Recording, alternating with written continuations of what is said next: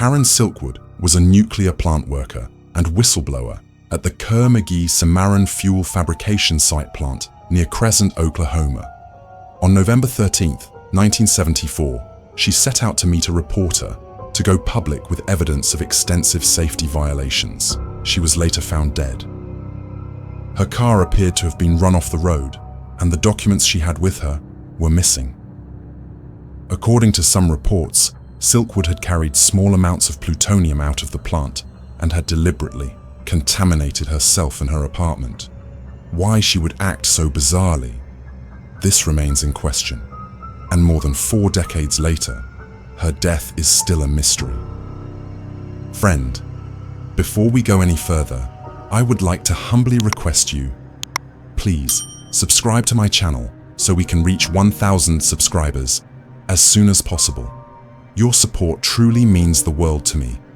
Hello viewers, today in this video I will tell you the mysterious death of Karen Silkwood.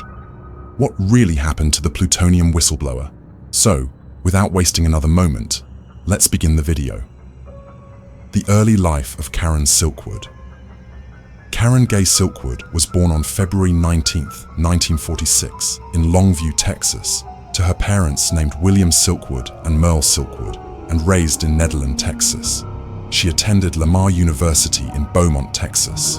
In 1965, she married William Meadows, an oil pipeline worker, with whom she had 3 children.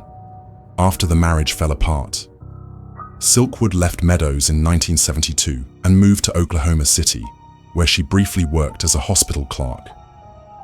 Silkwood's union activity. After being hired at the Kerr-McGee-Cimarron fuel fabrication site plant near Crescent, Oklahoma in 1972, Silkwood joined the Oil, Chemical and Atomic Workers Union and took part in a strike at the plant. After the strike ended, she was elected to the Union Bargaining Commission, the first woman to reach that position at the Kerr-McGee plant. Silkwood was assigned to investigate health and safety issues. She discovered what she believed to be numerous violations of health regulations, including exposing workers to contamination, faulty respiratory equipment, and improper storage of samples. Silkwood became contaminated. On the night of November 5, 1972, Silkwood was polishing plutonium pellets that would be used to make fuel rods for a breeder reactor of the nuclear power plant. It was around 6:30 p.m. when an alpha detector mounted on her glove box went off.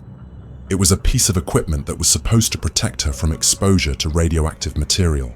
According to the machine, her right arm was covered in plutonium. Further tests revealed that the plutonium had come from the inside of her gloves. That was the part of her gloves which was only in contact with her hands, not the pellets. After that, plant doctors monitored her for the next few days, and what they found was quite unusual. Silkwood's urine and feces samples were heavily contaminated with radioactivity, as was the apartment she shared with another plant worker, but no one could say why or how that alpha activity had gotten there. The next morning, as she headed to a union negotiation meeting, Silkwood again tested positive for plutonium, although she had performed only paperwork duties that morning. They gave her a more intensive decontamination. In the summer of 1974, Silkwood testified before the Atomic Energy Commission, AEC, about her contamination, boldly alleging that safety standards had deteriorated due to a production speed-up. She stood alongside fellow union members, courageously speaking out against the dangerous conditions at the plant. The suspicious death of Karen Silkwood. After finishing work on November 13, 1974, Silkwood attended a union meeting before driving home in her white Honda. Tragically, police were soon called to the scene of a crash on Oklahoma's State Highway 74, where Silkwood had collided with a concrete culvert. By the time help arrived, she was already dead. An autopsy revealed she had taken a large dose of Quaaludes before the crash, which likely caused her to doze off at the wheel. However, an accident investigator found skid marks and a suspicious dent in her car's rear bumper, suggesting that a second car had forced Silkwood off the road. Something more unusual was shown in the reports. Due to contamination concerns, the Atomic Energy Commission, and the state medical examiner requested organ analysis from Silkwood by the Los Alamos Tissue Analysis Program. Much of the radiation was found in her lungs, suggesting that plutonium had been inhaled. Further examination revealed the second highest deposits in her gastrointestinal organs, indicating that Silkwood had somehow ingested plutonium. Yet, no one could explain how or why. Silkwood's death is still a mystery.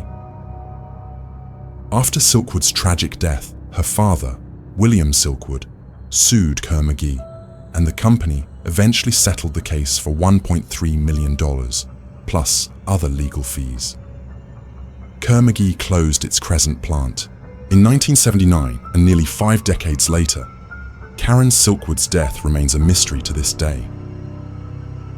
Viewers, this was the mysterious death of Karen Silkwood. What really happened to the plutonium whistleblower? What do you think about this chilling story? Share your thoughts in the comment box below and let us know how you feel about this gruesome act. Thanks for watching. If you found this story gripping, don't forget to like, share, and subscribe for more chilling true crime stories. And remember, if you or anyone you know is battling dark thoughts, don't hesitate to reach out to a mental health professional. The weight of these stories, they can take a toll. So please, take care of yourself. Until next time, and I'll meet you in a new interesting video.